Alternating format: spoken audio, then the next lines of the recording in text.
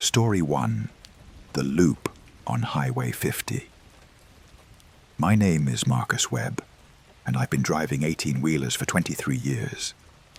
I've crossed every major highway in America, delivered everything from electronics to livestock, and I thought I'd seen it all. That confidence died on October 14th, 2019, somewhere on Highway 50 in Nevada, the stretch they call the loneliest road in America. Before we dive into tonight's terrifying tales, if you're new to the channel, make sure to hit that like button and subscribe so you never miss a story. Turn off the lights, put on your headphones, and prepare yourself, because what you're about to hear will stay with you long after this video ends. The company I work for, Obsidian Freight LLC, contacted me on a Tuesday afternoon. The dispatcher, a woman named Helen who always sounded like she was reading from a script, gave me the details. I needed to pick up a sealed container from a facility outside of Ely, Nevada, and deliver it to a warehouse in Fernley by Thursday morning. The pay was $12,000 for a single run. That should have been my first warning. I picked up the container at 6 p.m. on Wednesday. The facility was unmarked, just a concrete building surrounded by chain-link fence in the middle of nowhere. Two men in unmarked coveralls loaded a black shipping container onto my trailer using a forklift. They didn't speak to me. They didn't make eye contact. When I asked what I was hauling, one of them handed me a clipboard with a single sheet that read, "Handled with extreme care. Do not open under any circumstances." I signed, and they disappeared back into the building. The container was about 8 feet long, 4 feet wide, and 4 feet high. It wasn't particularly heavy, maybe 800 pounds based on how the truck handled, but it was cold. Even standing 10 feet away from my trailer, I could feel the temperature drop. My breath fogged in the Nevada evening, which was strange considering it was still 70 degrees. I pulled out of the facility at 6:47 p.m. and headed west on Highway 50. The sun was setting, painting the desert in shades of orange and purple. I had my CB radio tuned to channel 19, my GPS showing a straight shot to Fernley. About 280 miles, roughly 4.5 hours of driving. I planned to arrive around midnight, grab a hotel, and make the final delivery Thursday morning. The first hour was uneventful. I passed through Ely, stopped for diesel at a Love's truck stop, and continued west. The desert stretched endlessly on both sides of the highway. Sagebrush, rock formations, and vast emptiness. I saw maybe 5 cars during that first hour. The sun disappeared completely, leaving only my headlights cutting through the darkness. At 8:15 p.m., I passed a green mile marker sign. Mile 87. I remember it clearly because right after I passed it, my CB radio crackled with static, then went silent. Not unusual in this part of Nevada. Reception is spotty at best. My phone showed no signal either. The GPS continued working, showing I was making good time. At 8:47 p.m., I passed the same green sign. Mile 87. I blinked, checked my speedometer. I was doing 65 miles per hour. I'd been driving for 32 minutes since I first passed that marker. I should have been 35 miles down the road. But there it was again. Mile 87. I told myself I was mistaken. Maybe there were multiple mile 87 markers. Maybe I'd misread the first one. I checked my GPS. It showed I'd traveled 32 miles west. The map displayed my truck icon moving steadily along Highway 50. Everything looked normal. I kept driving, keeping my eyes on the road. The desert looked the same in every direction, flat, dark, endless. My headlights illuminated the white and yellow lines, the occasional reflective sign. nothing else. At 9:19 p.m., I passed mile 87 again. My hands tightened on the steering wheel. This wasn't possible. I'd been driving for another 32 minutes. The GPS still showed progress. It displayed me 64 miles west of Ely. But that green sign, that specific marker with a small dent in the bottom right corner that I'd noticed the first time, it was identical. I pulled over onto the shoulder, put the truck in park, and stepped out. The night air was cold, much colder than it should have been. My breath came out in thick clouds. The temperature gauge on my phone, before it lost signal, had shown 70 degrees. Now it felt like 40. Behind my truck, the road stretched into darkness. Ahead, the same. I walked to the trailer, checking the container. It was still secured, still sealed. But the cold radiating from it was intense now. Frost had formed on the trailer's metal floor around the container's base. I got back in the cab, checked my watch. 9:27 p.m. I'd left Ely at 6:47 p.m. That was 2 hours and 40 minutes ago. At 65 miles per hour, I should have been over 170 miles away. Instead, I was stuck at mile 87. I decided to keep driving. Maybe I'd hit a fog of exhaustion, experienced some kind of micro-sleep. It happened to truckers. I cranked up the AC, opened the window, slapped my face a few times. I pulled back onto the highway and accelerated to 65. At 10:01 p.m., mile 87 appeared in my headlights again. I didn't pull over this time.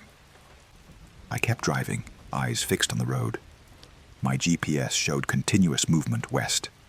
The mile counter on my dashboard ticked upward, but every 30 to 35 minutes, that same green sign appeared. Same dent, same position, same everything. By 11:48 p.m., I'd passed mile 87 7 times. That's when I noticed the other truck. It appeared in my rearview mirror, headlights about a quarter mile back. I watched it approach, relieved to see another vehicle. As it got closer, I could make out the shape. An 18-wheeler similar to mine. Dark cab, standard trailer. It pulled alongside me in the left lane. I glanced over, ready to wave, maybe, gesture for them to pull over so we could figure out what was happening. The cab was empty. No driver. The steering wheel moved by itself, adjusting minutely to keep the truck perfectly centered in its lane. The windows were dark, but I could see clearly enough. There was no one inside. The truck matched my speed exactly, staying parallel to me. I accelerated to 70. It accelerated. I slowed to 60. It slowed. For 10 minutes, we drove side by side, my heart hammering in my chest. Then I saw the trailer. It was identical to mine. Same Obsidian Freight logo, same configuration. And on the back, barely visible in the darkness, I could see my own license plate number. I was driving next to myself. I slammed on the brakes. The phantom truck continued forward, disappearing into the darkness ahead. I sat there, gasping, trying to process what I'd seen. The temperature inside my cab had dropped dramatically. I could see my breath. The windows were fogging up from the inside. At 12:19 a.m., I passed mile 87 again, and the phantom truck was waiting on the shoulder. As I approached, it pulled onto the highway ahead of me. I could see frost covering its trailer, ice crystals glittering in my headlights. It stayed about 100 yards ahead, matching whatever speed I chose. Then a second truck appeared, pulling onto the highway from the shoulder behind me. I checked my rearview mirror and saw it, another identical truck with my license plate. Then a third appeared ahead, and a fourth behind. Within minutes, I was surrounded by copies of my own truck. They boxed me in, 2 ahead, 2 behind, one on each side when the highway was wide enough. All empty, all driving themselves, all covered in frost. At 1:03 a.m., they began to close in. The truck ahead slowed. The one behind accelerated. The distance between us shrank. 100 yards became 50, became 20. I tried to brake, but the truck behind was right there. I tried to accelerate, but the one ahead matched my speed. They were herding me. The road curved slightly to the right. As we rounded the curve, I saw something that made my blood freeze solid. There were dozens of trucks ahead, all identical, all empty, all pulled off onto the shoulder in a perfect line stretching into the darkness. And at the front of that line was a truck actively being unloaded. 2 figures stood next to it, humanoid but wrong. Too tall, too thin, moving in ways that didn't match human biomechanics. They were pulling open the trailer, reaching inside to extract the black container. Even from a distance, I could see the container glowing faintly blue.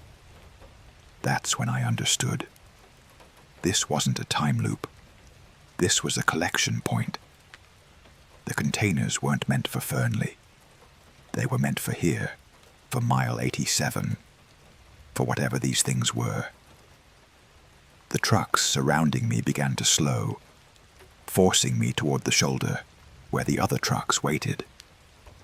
I had maybe 30 seconds before they'd box me in, completely. I made a decision that probably saved my life, and definitely ruined it. I yanked the steering wheel hard to the right, sending my truck off the highway. The desert floor was rough, but not impossible. My truck bounced and lurched, the trailer fishtailing behind me. The phantom trucks didn't follow. They couldn't leave the highway. I drove perpendicular to the road, into the absolute darkness of the Nevada desert. No roads, no lights, nothing but sagebrush and rock. My headlights showed me just enough to avoid the largest obstacles. Behind me, I could see the highway, and I could see all the phantom trucks lined up along it, motionless, watching me escape. I drove for 20 minutes into the desert before I saw something impossible. Another road, a paved highway running north to south that didn't exist on any map. But it was real. I could see the lane markers, the smooth asphalt. I turned onto it heading south, and immediately the desert changed. The vegetation was different. The rocks were different. Even the stars looked wrong. But I kept driving. At 2:47 a.m. I saw lights ahead. A small town appeared. Buildings, street lights, a gas station. I pulled into the station and checked my GPS. It showed me in the middle of empty desert, nowhere near any town. But I was there. I could see it. People were pumping gas. I got out and approached an attendant. "Where am I?" I asked. He looked at me strangely. "Coaldale, Nevada. You lost?" Coaldale was real, a tiny town on Highway 6, about 40 miles southeast of where I should have been. Somehow, I'd crossed through something and come out in a completely different location. I checked my trailer. The container was still there, still sealed, still freezing cold. I made a decision in that moment. I wasn't delivering this thing anywhere. I drove to the Fernley warehouse as instructed, but when I arrived Thursday morning, I told them I'd lost the container, that someone had cut my trailer lock while I was sleeping at a truck stop and stolen it. They didn't ask questions. They didn't seem surprised. They paid me the full $12,000 and told me to forget about it. But I can't forget, because every time I drive Highway 50 now, even in daylight, even with other cars around, I see them. The phantom trucks lined up at mile 87, waiting. And sometimes, late at night when I'm alone on empty highways, I'll check my rearview mirror and see my own truck following me, empty and cold, driven by nothing at all. I still work for Obsidian Freight. The pay is too good to quit. But I've made one rule. I'll never transport a sealed container again. Whatever they're collecting at mile 87, whatever those things are doing with the cargo, I don't want any part of it. Some roads don't go where they're supposed to. Some deliveries aren't meant for human destinations. And some loops aren't mistakes. They're traps, waiting for drivers foolish enough to carry the wrong cargo. I escaped mile 87, but I don't think it's forgotten about me. Story 2. The facility that doesn't exist. My name is Rachel Dominguez, and before October 2021, I considered myself a rational person. I have a bachelor's degree in logistics, 12 years of commercial driving experience, and a perfect safety record. I don't believe in ghosts, I don't read horror stories, and I've always had an explanation for everything. That changed when Obsidian Freight sent me to a facility in West Virginia that shouldn't exist. The dispatch came through on October 8th, a Friday. Helen's voice crackled through my phone. We need a pickup from Facility 17 in Mercer County, West Virginia. Delivery to Baltimore by Monday morning. Standard transport, medical supplies, $42,000. $42,000 for a simple cross-state haul. I should have questioned it, but I was saving for a house, and that kind of money would cover my down payment. I took the job. The coordinates Helen provided led me deep into the Appalachian Mountains, about 30 miles south of Beckley. I drove through increasingly rural areas. Small towns gave way to scattered houses, which gave way to nothing but forest. The GPS directed me onto an unmarked gravel road that wound up a mountain. No signs, no markers, just trees pressing in from both sides. After 40 minutes of climbing, I reached a gate. Heavy steel, 12 feet high, with a simple numeric keypad. Helen had given me a code, 1773. I punched it in, and the gate swung open silently. The road continued for another 2 miles before opening into a clearing. The facility sat in the center, a massive concrete structure, windowless, at least 4 stories tall and 200 feet wide. It looked like a Cold War bunker, brutalist and imposing. The only features were a single steel door at the front and a loading dock on the side. No signs identified it.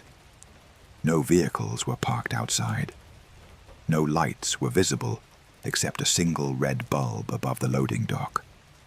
I backed my truck up to the dock, set the air brakes, and climbed out. The forest around the clearing was absolutely silent. No birds, no insects, not even wind. The air smelled wrong, like ozone and copper. I approached the door and knocked. No response. I tried the handle, locked. I walked to the loading dock and pressed the intercom button. Static hissed from the speaker, then a voice. Identification. Rachel Dominguez, Obsidian Freight. I'm here for a pickup, medical supplies to Baltimore. The speaker went silent for a full minute. Then, wait at your vehicle. I walked back to my truck. 20 minutes passed. The sun was setting, shadows stretching across the clearing. The temperature dropped rapidly.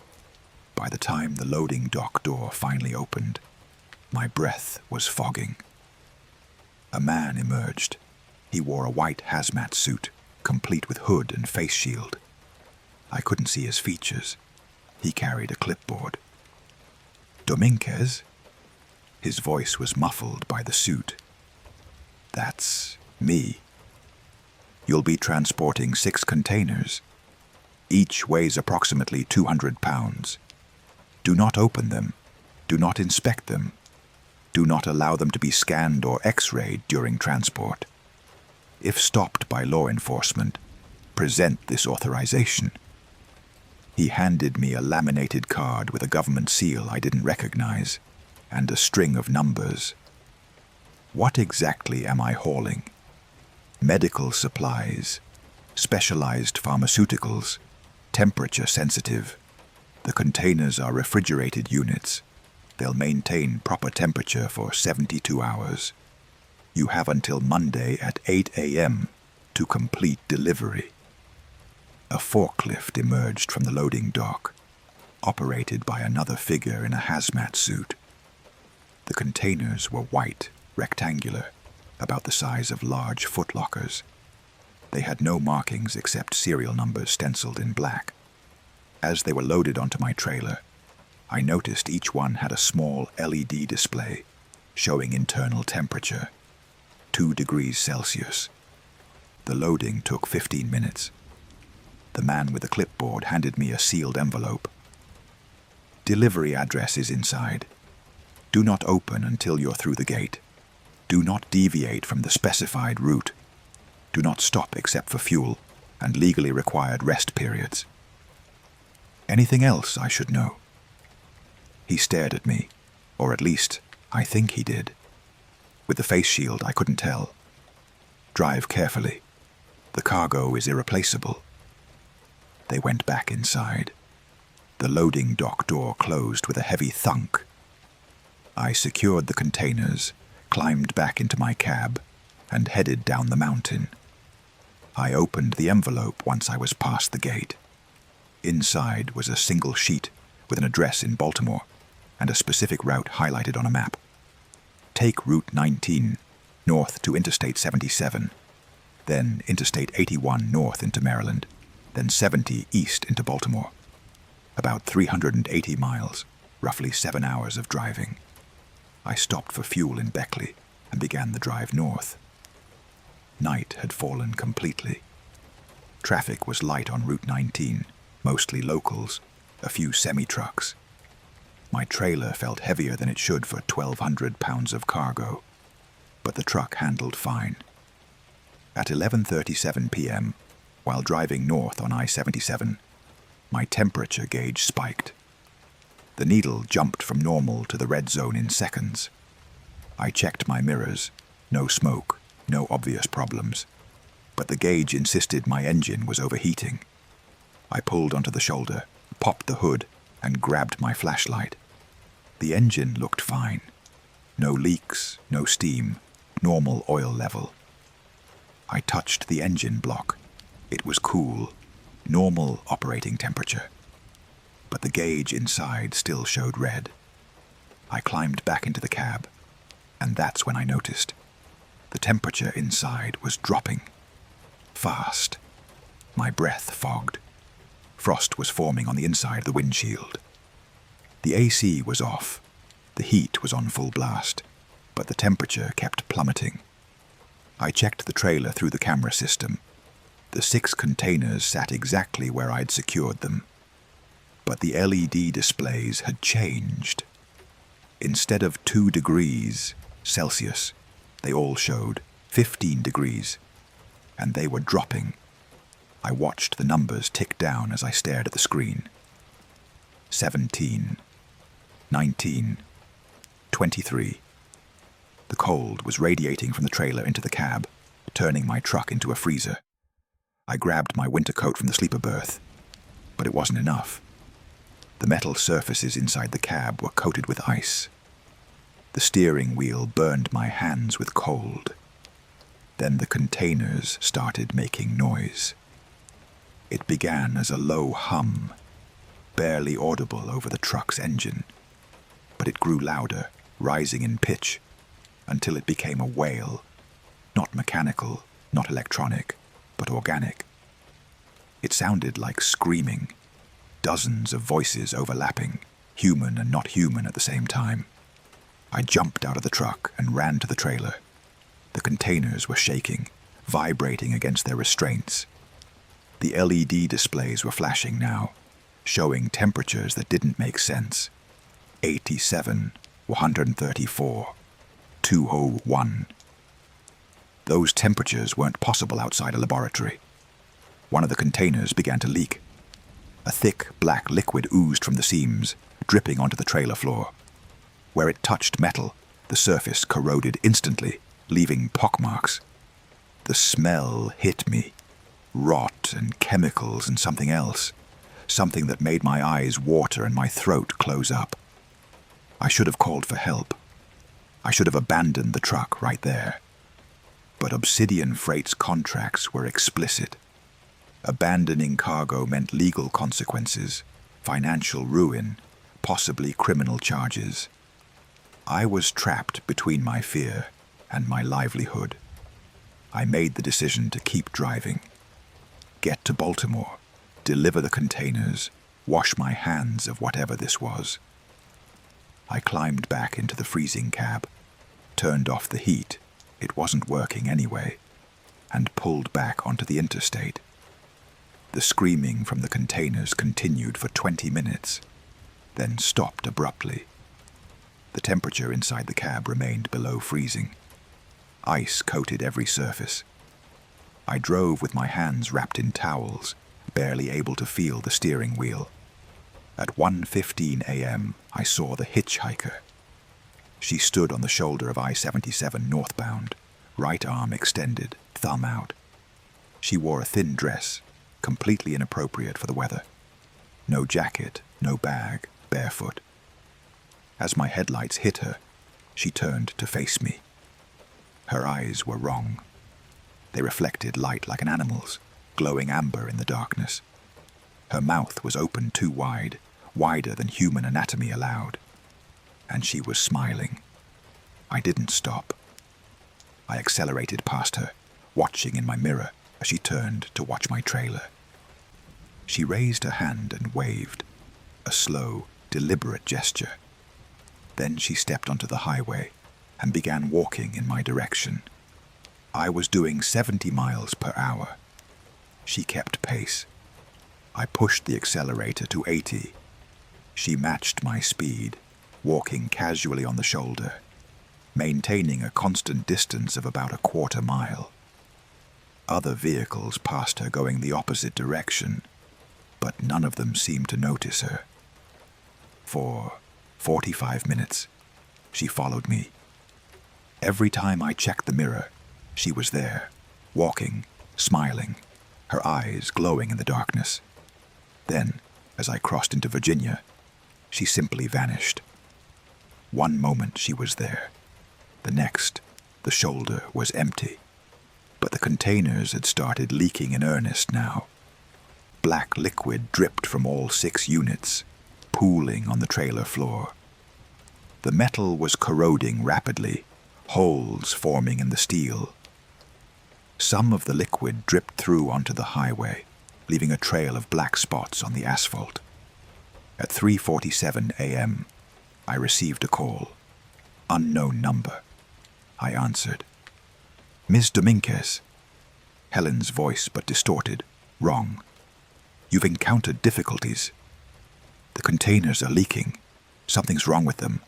They're destroying my trailer. I need to stop and... You will not stop. You will continue to the delivery address. Contamination is within acceptable parameters. Contamination? What am I hauling? Continue to the delivery address. The line went dead. I tried calling back. No signal. I tried calling Obsidian Freight's main number, straight to voicemail. I was alone, hauling cargo that was eating through my trailer, with no support and no answers. As dawn broke over the Virginia mountains, I saw the damage. Through the camera feed, I could see the trailer floor had holes the size of dinner plates. The black liquid had corroded through completely in multiple places. The containers themselves looked partially dissolved, their white surfaces stained and pitted. But I was close to Baltimore. Another hour, maybe 90 minutes. I could make it. The delivery address led me to an industrial area near the harbor. Old warehouses, most of them abandoned. The specific building had no identifying marks, just an address number painted on a rusted door. I backed up to the loading dock at 7:43 a.m., 17 minutes ahead of schedule. I set the brakes and climbed out, every muscle in my body aching from cold and tension. The loading dock door opened immediately. 3 figures in hazmat suits emerged with a specialized cart. They didn't speak to me, didn't acknowledge my presence. They moved to my trailer, assessed the damage, and began carefully extracting the containers. The black liquid had eaten through about 40% of the trailer floor. The containers themselves were partially collapsed, their contents, whatever they were, barely contained. As the figures loaded them onto the cart, I caught a glimpse inside one of the damaged units. There was something organic in there. Not tissue, not organs, but something living and dead at the same time. Pale structures that pulsed slowly, covered in frost and black fluid. It hurt to look at, hurt in a way that went beyond my eyes into my brain, triggering panic and nausea. One of the figures handed me an envelope, presumably my payment. They wheeled the containers inside, and the loading dock door closed. I was alone in the empty lot with my destroyed trailer and questions I knew would never be answered. I opened the envelope. Inside was a check for $42,000 and a single typed sentence. Your contract is fulfilled. We will contact you for future assignments. I drove my truck to an Obsidian freight maintenance facility in Baltimore. They took one look at the trailer and scrapped it immediately. No questions, no incident report, no investigation. They provided me with a replacement trailer within 2 hours. That was 3 years ago. Obsidian Freight has called me for 4 more jobs since then. I've turned down every one. The money sits in my bank account.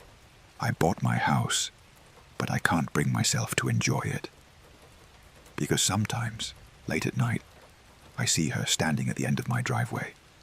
The hitchhiker from I-77, barefoot and smiling, her eyes glowing amber in the darkness. She never approaches.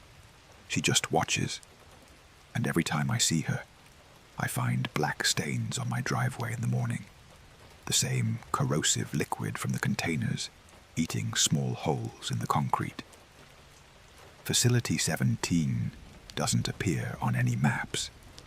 I've searched satellite imagery, driven back to those coordinates. There's nothing there but forest. The gate is gone. The road is gone.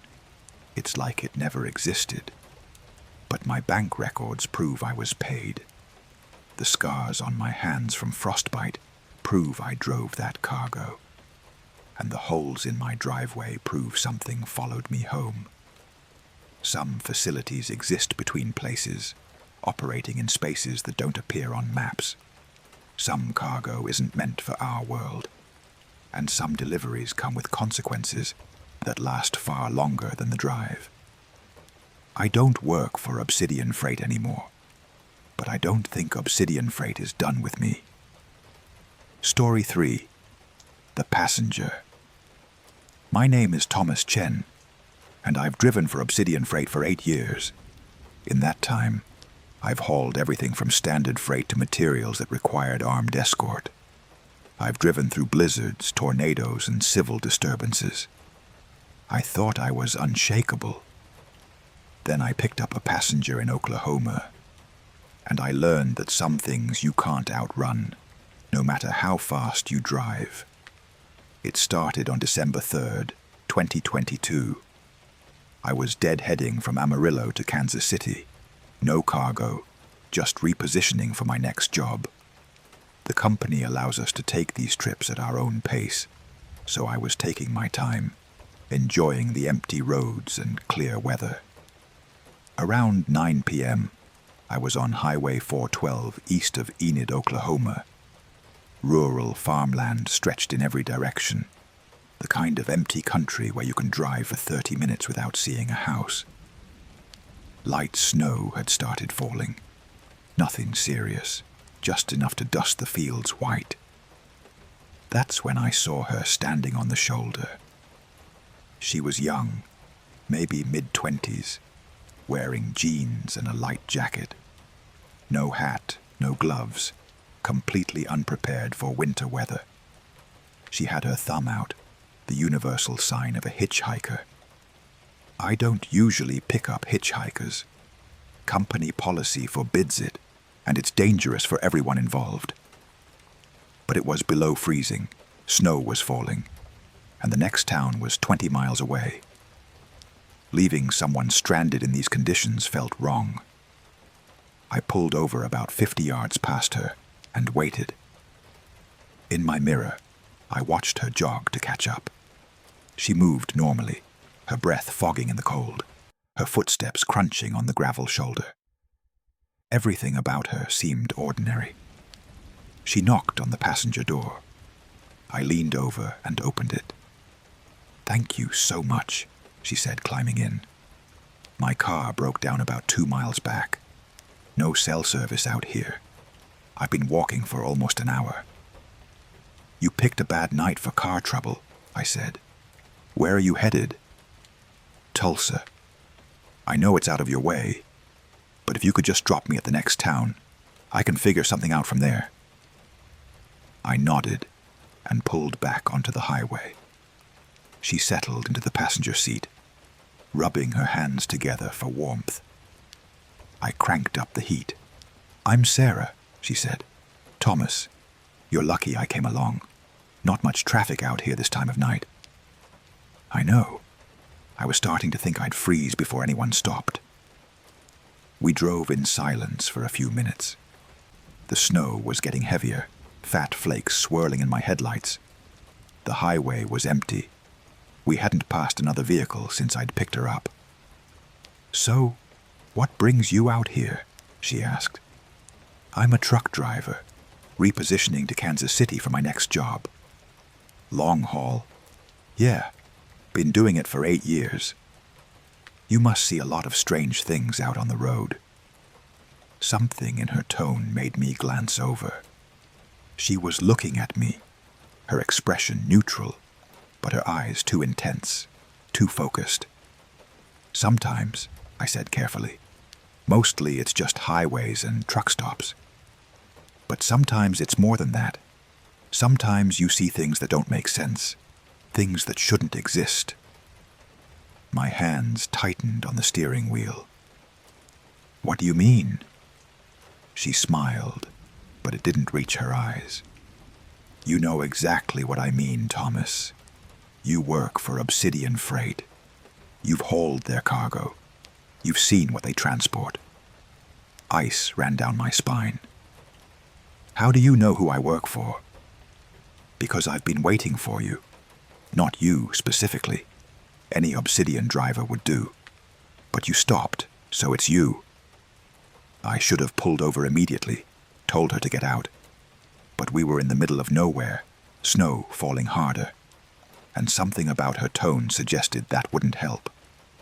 Instead, I kept driving, my mind racing. "Who are you?" "I told you, I'm Sarah, and I need your help." "Help with what?" She turned to look out the windshield, her reflection ghostly in the glass. "I need you to take me somewhere, a specific location. It's about 80 miles from here." "I'm not taking you anywhere except the next town." "Yes, you are. Because if you don't, everyone you love will die within the next 36 hours. I slammed on the brakes.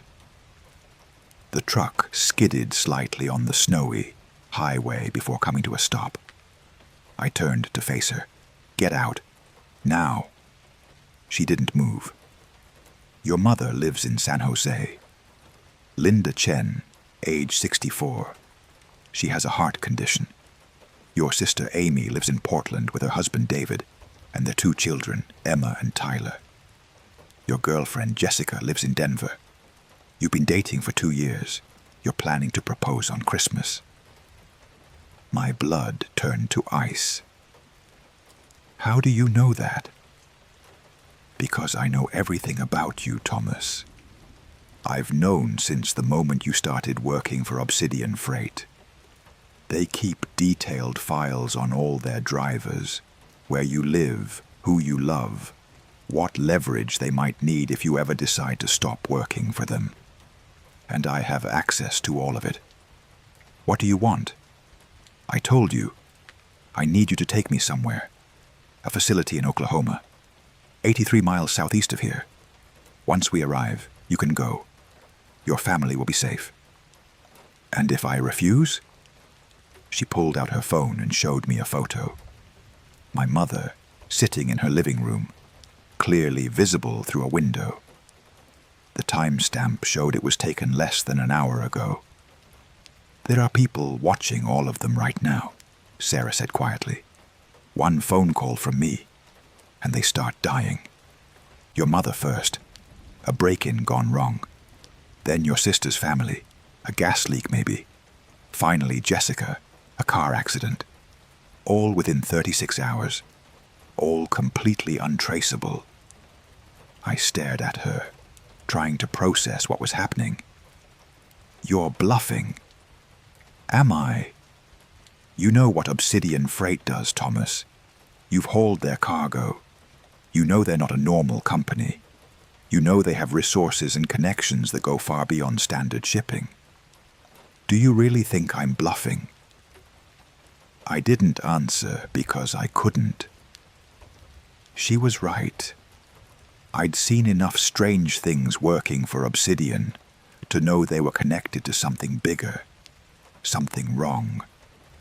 If this woman had access to their files, if she was part of their operation or working against them, she probably had the capability to do exactly what she threatened. What's at this facility? I asked.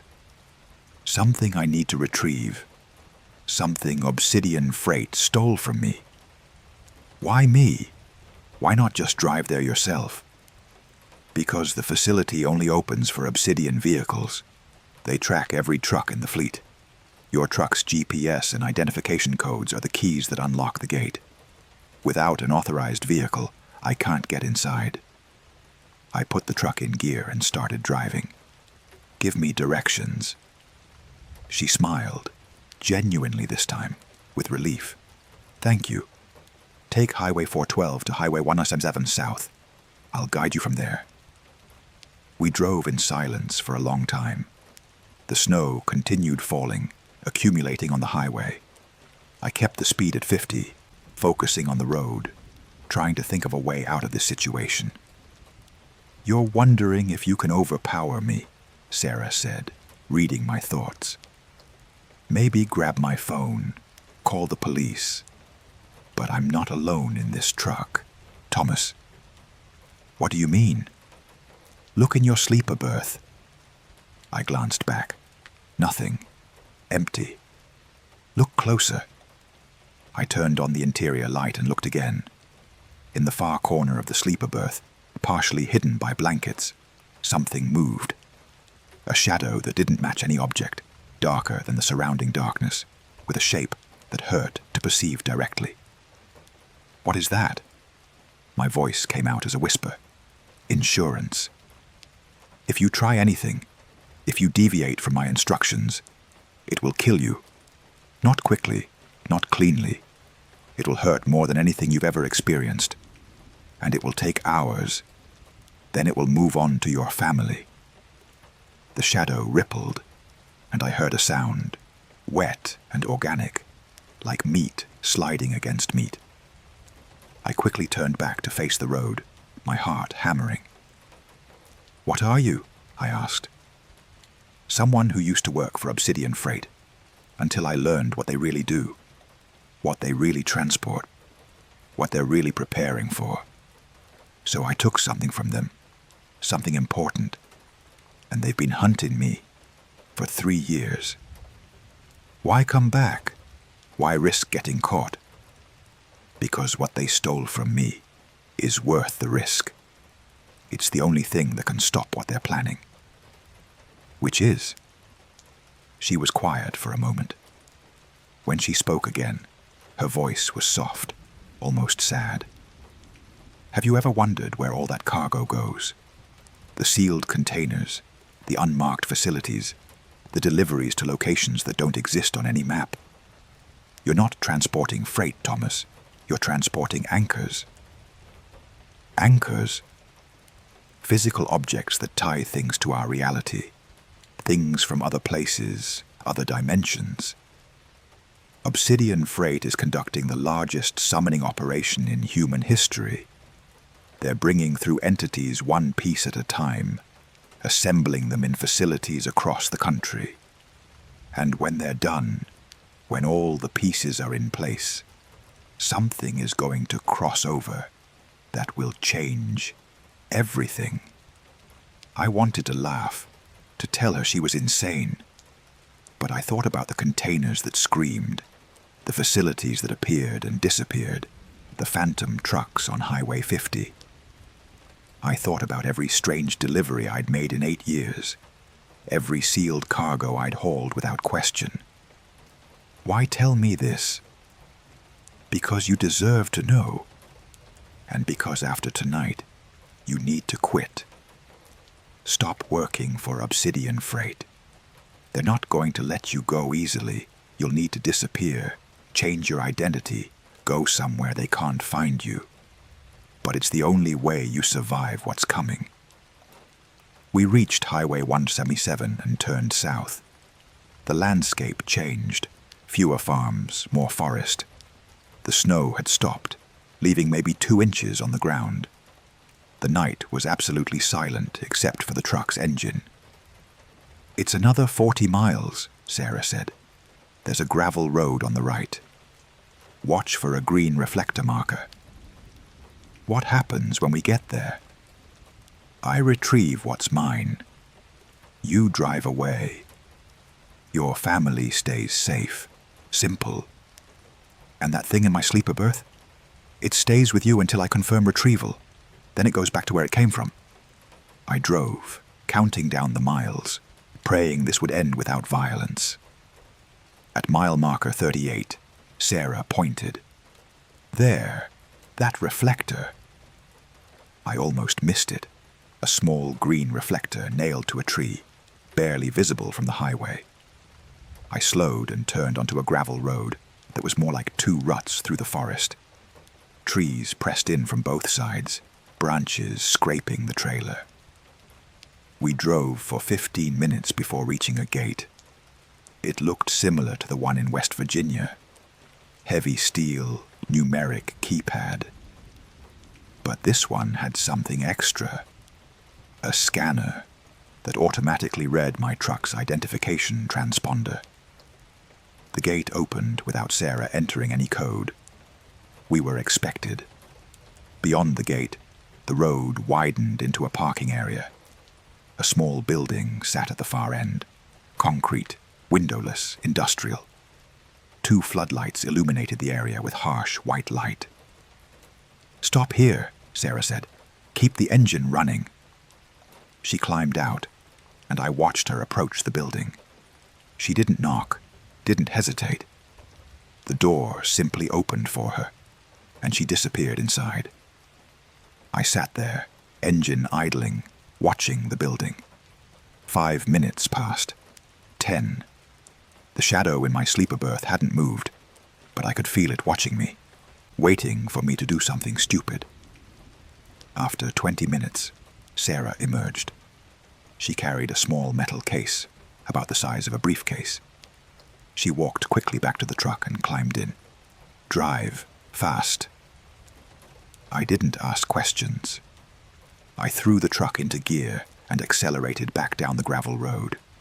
Behind us, alarms began wailing from the building. Lights flooded on throughout the facility. What did you take? What belongs to me? What I built before they betrayed me? Keep driving. We need to get to the highway before they close the gate.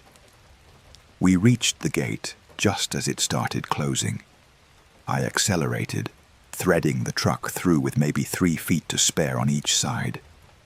The gate slammed shut behind us, and I turned onto Highway 177, pushing the truck to 70.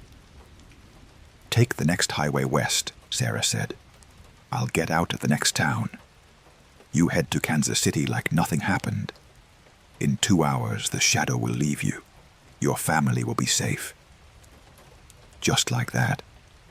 Just like that. You helped me. I keep my word. That's more than Obsidian Freight would do. We drove for another 40 minutes before reaching a small town.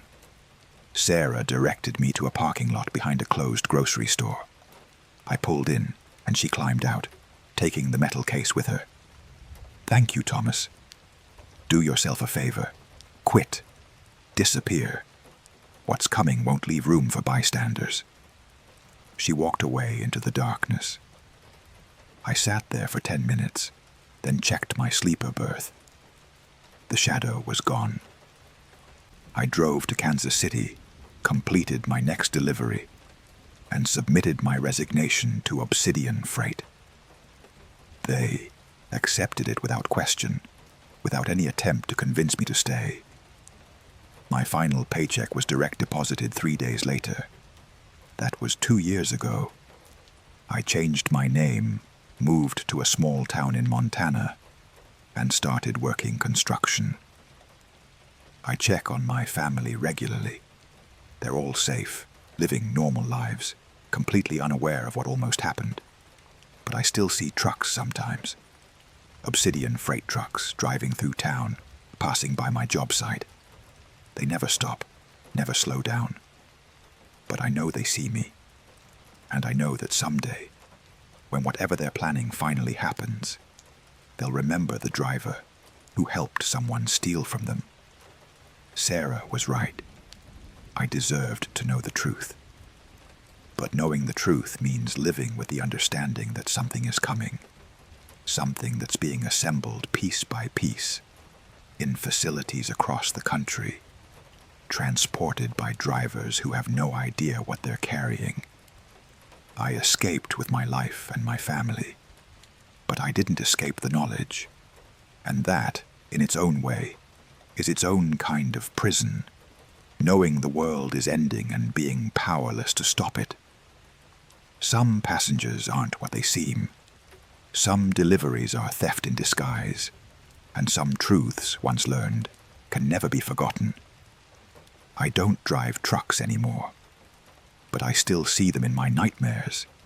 Endless convoys carrying sealed containers to facilities that don't exist, assembling something terrible, one piece at a time. And I wake up wondering, how many pieces are left? How much time do we have? The answers, I fear, will come too soon.